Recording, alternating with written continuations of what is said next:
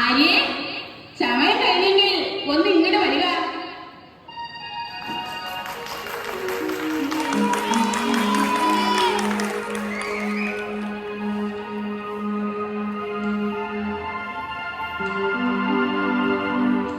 ആര്യ, ഞാൻ എന്താ വന്നിരിക്കുന്നു.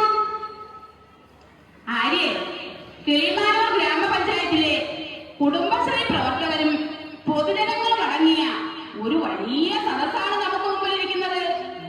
അവരെ ചിന്തിപ്പിക്കുന്നതിനും ആനന്ദിപ്പിക്കുന്നതിനും വേണ്ട നല്ലൊരു നാടകം നമുക്കിവിടെ നടത്തണം. എന്താ, സമ്മതമാണോ? 100 വട്ട സമ്മതം. ആഡംബര വിവാഹത്തിന്റെ അർത്ഥശൂന്യതയും നവമാധ്യമങ്ങളുടെ ദോഷവശങ്ങളും പൊതുസമൂഹം തിരിച്ചറിയട്ടെ. അതിനുള്ള ഒരു നാടകമായിരിക്കണം നമുക്കിവിടെ അവതരിപ്പിക്കേണ്ടത്. എന്ത് പറയുന്നു? ആര്യ പറഞ്ഞത് വളരെ ശരിയാണ്. അതുപോലൊരു നാടകമാണ് വനിതാ തിയേറ്ററിൽ നാം ഇവിടെ നടത്താൻ തീരുമാനിച്ചിരിക്കുന്നത്. ആര്യ, അതാ ആളുകൾ അക്ഷമരാകാൻ തുടങ്ങിയിരിക്കുന്നു. ഇനി ഒട്ടും വൈകരുത്. ഇതാ നാടകം തുടങ്ങാനുള്ള ബെല്ലടി കേൾക്കുന്നു. നമുക്ക് കാണാം, കാതോർക്കാം.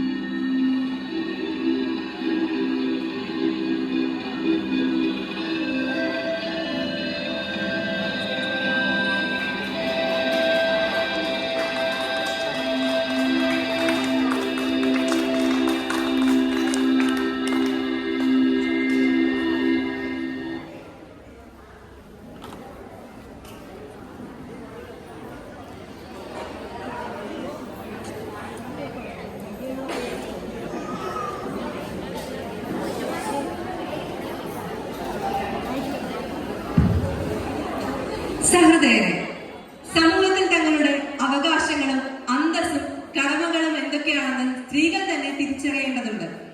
ലിംഗസമത്വം എന്നത് നമ്മുടെ സമൂഹം പൂർണ്ണമായി അംഗീകരിച്ചു കഴിഞ്ഞിട്ടില്ല. സ്ത്രീ ശാക്തീകരണത്തിന് പുരുഷന്മാരും മുന്നോട്ടിറങ്ങണം.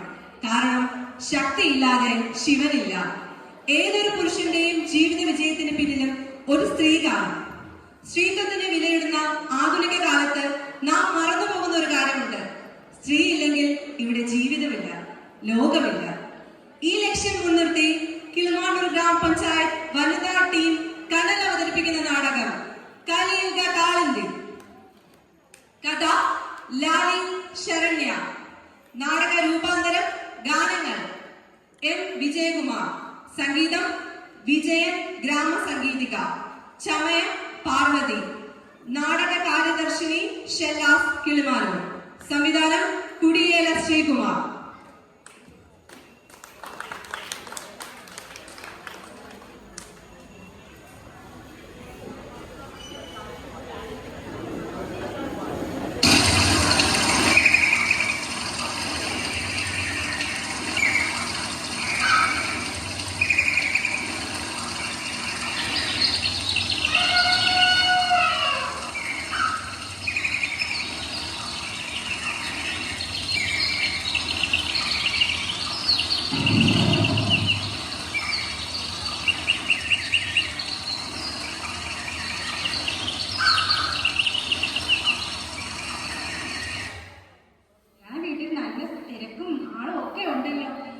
പ്രതീക്ഷിച്ചില്ല നിനക്കും ആളും ഒക്കെ ഉണ്ടാകുമെന്ന്. രാജ്യത്തിന്റെ മുഖത്ത് നല്ല സന്തോഷമുണ്ടല്ലേ? നാളത്തെ കാര്യം എല്ലാം മംഗളമായി നടന്നാൽ മതിയായിരുന്നു. നിങ്ങൾ രണ്ടുപേരും എവിടെ പോയിട്ട് വരുന്നു? ആ കയ്യിൽ ചെടികളുമുണ്ടല്ലോ. ചേച്ചി, രമേനെ വിളയിൽ രാജ്യത്തിന്റെ വീട് വരെ പോയി. മറ്റന്നാളല്ലേ രാജ്യത്തിന്റെ മകൾ പ്രിയയുടെ കല്യാണം? അല്ല, രാധചേച്ചിയെ കൊണ്ടുവന്ന് കണ്ടില്ലല്ലോ. എന്തു പറയാനാ, കൊച്ചുമോൻ എപ്പോഴാണോ സ്കൂൾ വിട്ട് വരുന്നതെന്ന് പറയാൻ പറ്റത്തില്ല. സമരമാണെങ്കിൽ നേരത്തെ സ്കൂൾ വിടും. അവന്റെ അമ്മ അംഗൻവാടി ടീച്ചറല്ലേ. അവൾ 4 മണി കഴിഞ്ഞേ വരും. ഞാൻ നാളെ പോകാമെന്ന് വിചാരിക്കുന്നു. അതിരിക്കട്ടെ, കല്യാണത്തിന്റെ ഒരുക്കങ്ങൾ എന്തൊക്കെയായി? ഒരുക്കങ്ങളൊക്കെ നല്ല ഭംഗിയായി നടക്കുന്നുണ്ട്. ഞാൻ ചോദു ചേച്ചിയും കൂടെ ചെന്ന് സഹായിച്ചൊക്കെ കൊടുത്തു. പിന്നെ നമ്മുടെ രാജ്യത്തിന്റെ ഭർത്താവ് കോവിഡ് ബാധിച്ചല്ലേ മരണപ്പെട്ടത്. അത് കഴിഞ്ഞപ്പോ അവൾ കിടപ്പിലുമായി. പിന്നെ അവളെ സഹായിക്കാൻ നമ്മളൊക്കെ അല്ലേ ഉള്ളൂ. നമ്മൾ കുടുംബശ്രീക്കാരെല്ലാരും കൂടി ഒരു നല്ല തുക സംഭാവനയായി കൊടുത്തു. ഈ കല്യാണം ഭംഗിയായി തന്നെ നടക്കണം. അതെ, നമ്മളെ കുടുംബശ്രീ ലോൺ എടുത്ത് കല്യാണത്തിന് സംഭാവനയായി കൊടുക്കുന്നുണ്ട്. ഒരു നല്ല കല്യാണം വന്നപ്പോൾ പ്രിയയുടെ കല്യാണം എല്ലാവരും കൂടി അങ്ങ് ഉറപ്പിച്ചു.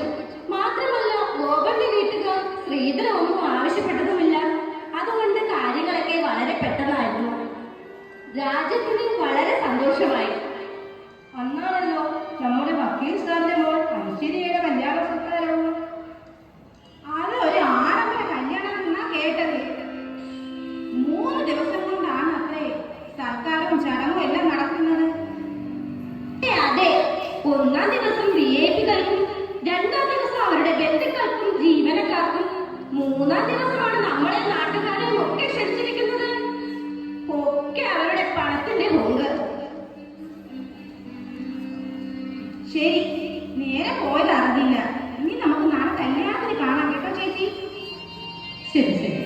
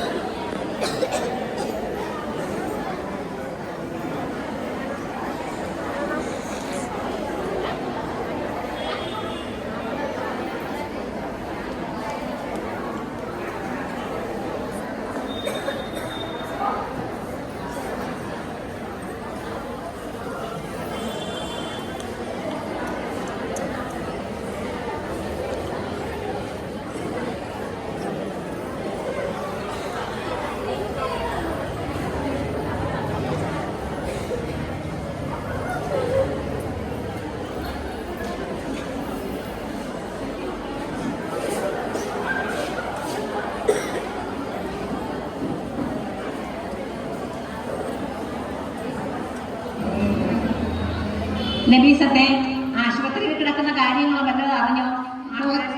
ഞാൻ പറഞ്ഞു കുറച്ച് കാര്യങ്ങൾ ഞാനും അറിഞ്ഞിരുന്നു. ഒരു കുട്ടി മരിച്ചത് കേൾക്കണോട്. അതെ അതെ.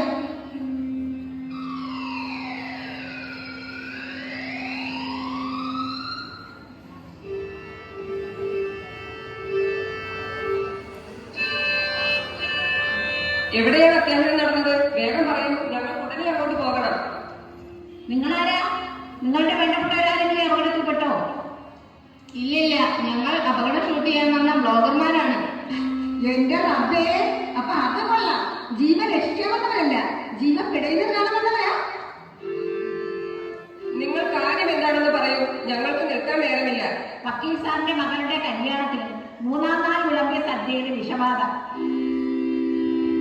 100-ലധികം പേർ ആശുപത്രിയിലാണ്. പലരുടെയും നില ഗുരുതരമാണ്. അത് ഒരു കുട്ടി മരിച്ചെന്നാ കേൾക്കുന്നത്.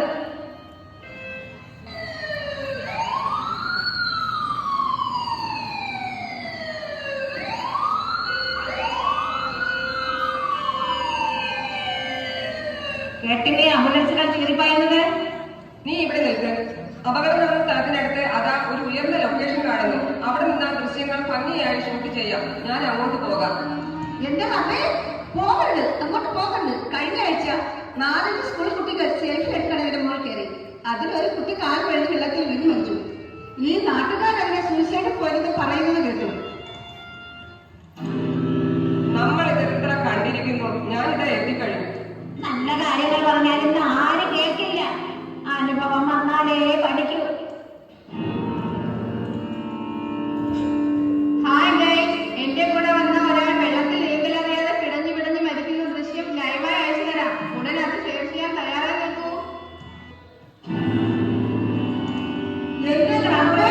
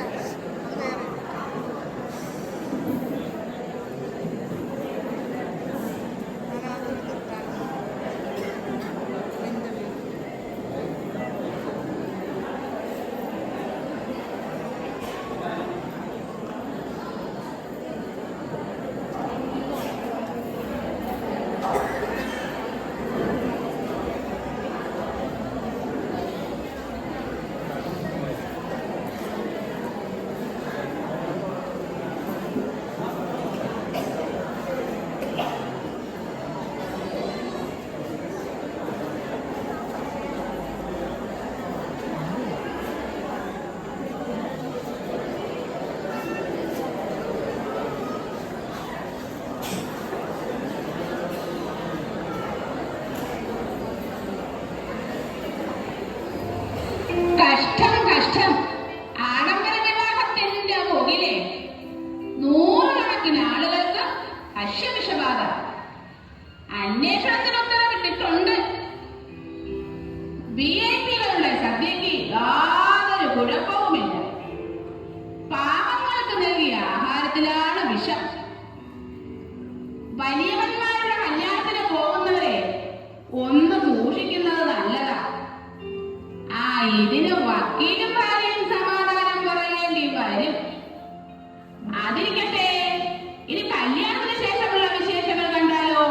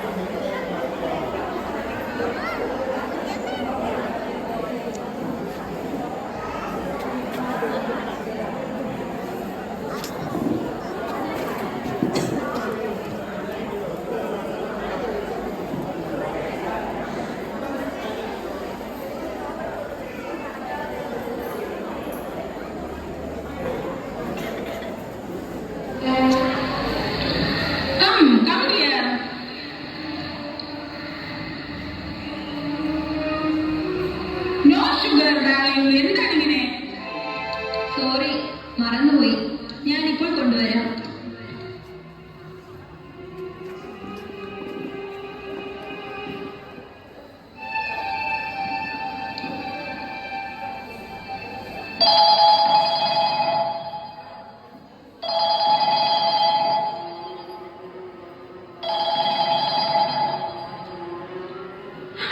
ഹലോ മച്ചനാ? ആ അളിയ, ഇതൊന്നും എനിക്കൊരു പുത്തരിയല്ല അളിയ. ചരക്ക് തരക്കേടില്ല. ഇതുപോലെ എനിക്ക് എത്ര ആദ്യരാത്രി കഴിഞ്ഞിരിക്കുന്നു. അത് വല്ലതും എവക്കറിയുമോ മണ്ടി? ഉള്ളത് പറയാലോ, ഓരോ ആദ്യരാത്രിയും ഓരോ അനുഭവമാണ് അളിയ. അളിയൻ ഈ 1001 രാവുകൾ വായിച്ചിട്ടുണ്ടോ? ഇല്ലെങ്കിൽ അതൊന്ന് വായിക്കണം. അതൊരു ഹരമാണ്.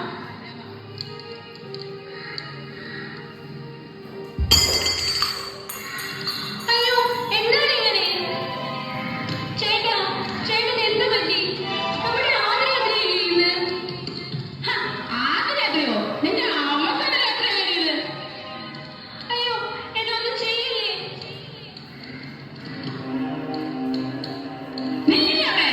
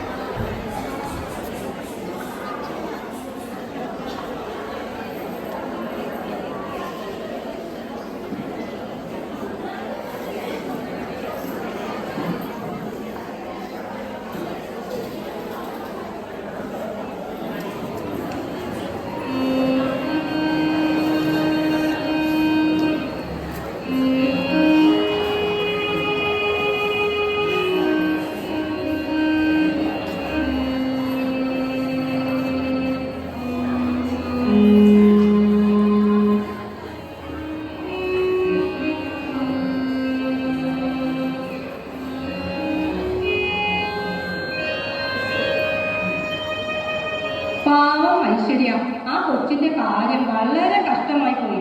അവൾക്ക് ആദ്യ രാത്രിയിൽ തന്നെ ഇങ്ങനൊരു ആത്മഹത്യ ചെയ്യേണ്ടി വന്നല്ലോ. വക്കീൽ സാറിന് ഈ ഭാര്യയെ പോലെയല്ലായിരുന്നു ആ കുട്ടി. കാണാൻ നല്ല സൗന്ദര്യവും ഉയർന്ന വിദ്യാഭ്യാസവും ഉള്ളൊരു കുട്ടിയായിരുന്നു. എല്ലാവരോടും നല്ല മര്യാദയും സ്നേഹവും ഉള്ളൊരു കുട്ടിയായിരുന്നു. എന്നാലും അവൾക്ക് ഈ ദുർഗതി വന്നല്ലോ. പണം മാത്രം നോക്കി കെട്ടിച്ചു വിട്ടാൽ ഇങ്ങനെയൊക്കെ ഇരിക്കും. ആ പെൺകൊച്ചിന് ഈ വിവാഹം ഒട്ടും ഇഷ്ടമായിരുന്നിട്ട് അവളോട് ആരും അഭിപ്രായം പോലും ചോദിച്ചില്ല. അവൾ എതിർത്തില്ലെന്നേ ഉള്ളൂ.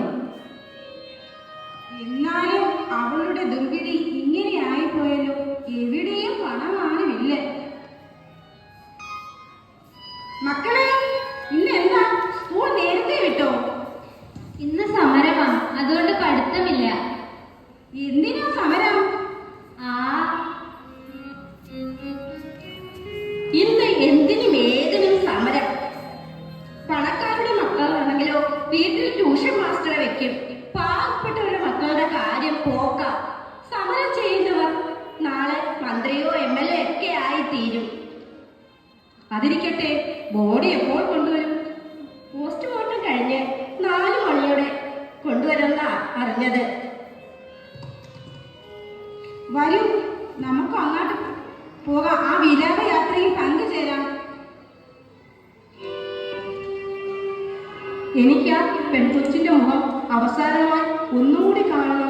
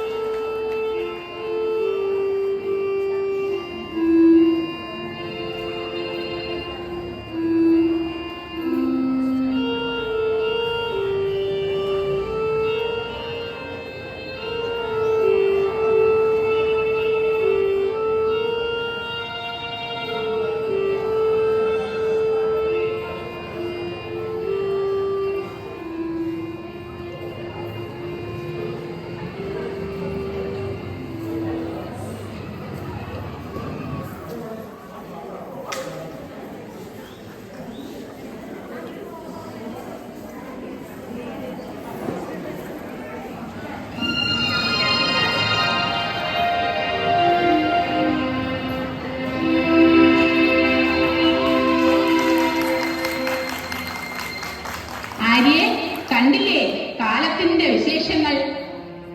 ദൈവത്തിന്റെ ഈ സ്വന്തം നാടിനെ കുട്ടിച്ചോറാക്കുന്ന കുറെ നര അധമന്മാർ. ആത്മഹത്യ ഒന്നിനും ഒരു പരിഹാരമല്ല. എവിടെയും ചതിക്കുഴികൾ. സത്യത്തിനും നീതിക്കും കനിവിനും ഇവിടെ യാതൊരു വിലയുമില്ല. കഷ്ടം. ആരും പറഞ്ഞത് വളരെ ശരിയാണ്. എല്ലാം വെട്ടിപ്പിടിക്കാനുള്ള നെട്ടോട്ടമാണ് എല്ലാവർക്കും. നന്മയുടെയും മൂല്യബോധത്തിന്റെയും വിത്തുകൾ പാകാൻ നമുക്ക് കഴിയണം. വനിതകൾക്കും അവരുടെ കൂട്ടായ്മകൾക്കും അതിന് കഴിയുമെന്ന് നമുക്ക് പ്രത്യാശിക്കാം.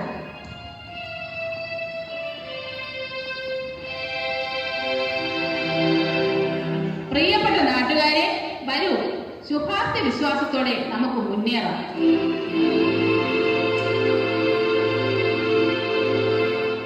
എല്ലാവർക്കും നമ്മുടെ വിനീതമായ നമസ്കാരം.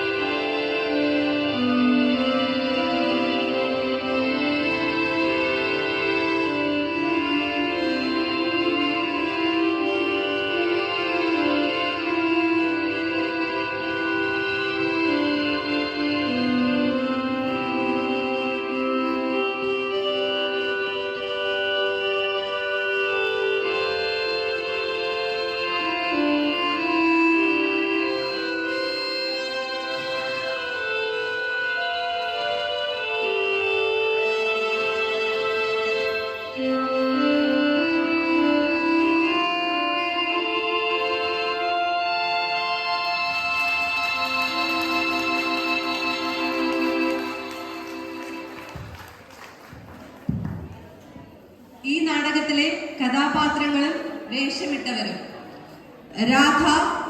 രാധയായി വേഷമിട്ടത് ബീന, റോസിയായി വന്നത് ചിത്രലേഖ, മല്ലികയായി വന്നത് ആശ, ബ്ലോഗേഴ്സായി വന്നത് മാളു ആൻഡ് ചിത്രലേഖ, ശ്യാമളയായി നിങ്ങളുടെ മുന്നിലെത്തിയത് മോളി, നബീസത്തായി നിങ്ങളുടെ മുന്നിലെത്തിയത് ജഹറ, പ്രിയയായി നിങ്ങളുടെ മുന്നിലെത്തിയത് ലാലി, പ്രിയയുടെ ഭർത്താവ് ശരണ്യ, ഐശ്വര്യയായി നിങ്ങളുടെ മുന്നിലെത്തിയത് ശ്രീലക്ഷ്മി, സൂത്രധാരനും ഐശ്വര്യയുടെ ഭർത്താവുമായി നിങ്ങളുടെ മുന്നിലേക്ക് എത്തിയത് ഗീത, നടിയായി എത്തിയത് ജൂബിലി, സ്കൂൾ കുട്ടികൾ റിയ.